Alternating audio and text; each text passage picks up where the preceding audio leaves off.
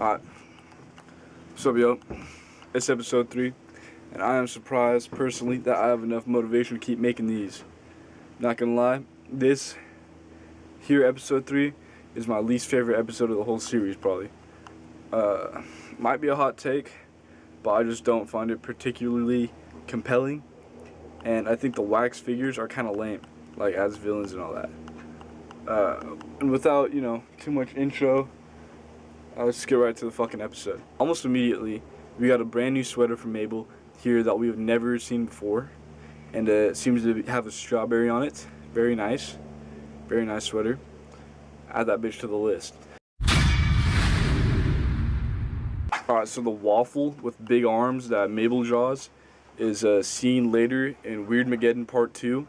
Whenever I get to that part of the series, I'll probably have to go back and find all the reoccurring throwaway characters, or what you would think would be like throwaway characters and gags that make a reappearance in Weirdmageddon. Until then, he's just a waffle with big arms. So they talk about being bribed to be there at the event, right? It's called being paid. That's usually what happens when people do work. Like I said, I don't even like this episode. But, yeah, I'm definitely thinking about this kid's show a little too deep. But, yeah, bro, being bribed to be there when you're doing work, bro, that's just called being paid. Alright, Blandon is spotted once more in this scene. In this episode and the last episode, he shares a scene with Old Man McGucket. And, maybe that's a coincidence, maybe not, given that Old Man McGucket is like a fucking scientific genius or whatever. Might be, picking up on his stuff. Also, McGucket's son is here, and this other guy's hat is labeled Hat, which I find funny. This reminds me of the Boondocks when, they throw the chair. Oh my god, a chair!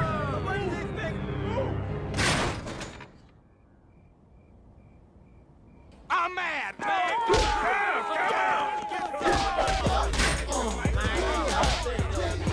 I know this reference or whatever has been done to death, I guess literally, but the Stan figure is most definitely a stand-in for Stanford, and it's definitely sad to see Stan lose a twin once again, even if it's just a wax one. Fuck, bro, after, on the rewatch, every fucking Gravity Falls YouTube video says this shit. But yeah, on the rewatch, it definitely hits a little different than just thinking Stan's a narcissist. City boys. City boy! City boy! City boy! So, the skinny cop right here refers to when this guy says that he's gonna try to fit a whole watermelon, or no, it was a whole cantaloupe in his mouth, as a 2316. Entire cantaloupe in his mouth. Repeat, an entire cantaloupe. It's a 2316. Let's move. Right? So I thought maybe that's some real thing, in cops talk or whatever. So I looked it up to see what that really means, but all I found was a white supremacist reference of 2316 representing the saying white power. And when I looked into the reasoning that 2316 meant white power, I honestly couldn't help but laugh. It's because W is the 23rd letter in the alphabet, and P is the 16th. Are you fucking serious? Okay. If you're gonna have, secret codes and shit, you're definitely gonna have to come up with something more creative than that, right? That's gotta be the least creative secret code I've ever fucking heard of. If you look here, I thought this was cool. In the pictures of suspects of Wax Stan's murder, Blandon is among the suspects that Dipper and Mabel drew. So, they also recognize this dude that's just been in the fucking background of all their, that's just been in the background, all the time. I just want to acknowledge that this is a really fucking sick sword fight. They're actually, chopping it up right here, bro. That's pretty cool. Okay, I've been waiting for when the S falls off, and I'm gonna be honest, I kind of forgot when it falls off and didn't want to mention that and hurt my credibility as the resident Gravity Falls guy, but it's pretty satisfying to see the S fall off and this is how it falls off and shit. and the continuity of the S being off the sign for the rest of the series. So Mabel like asks if this guy knows any limericks, and I don't know. I don't know what the fuck a limerick is. I slept through most of my English classes, though I did take fucking. It was AP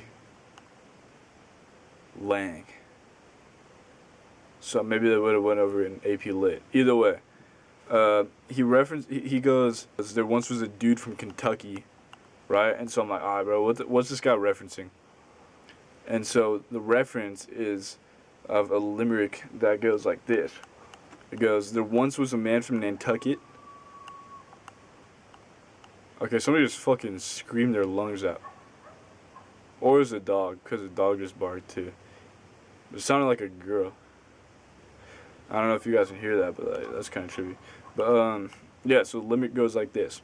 It goes, there once was a man from Nantucket with a dick so long he could suck it. He said with a grin as he wiped off his chin, if my ear were a cunt, I could fuck it. And honestly, I feel dirty saying that.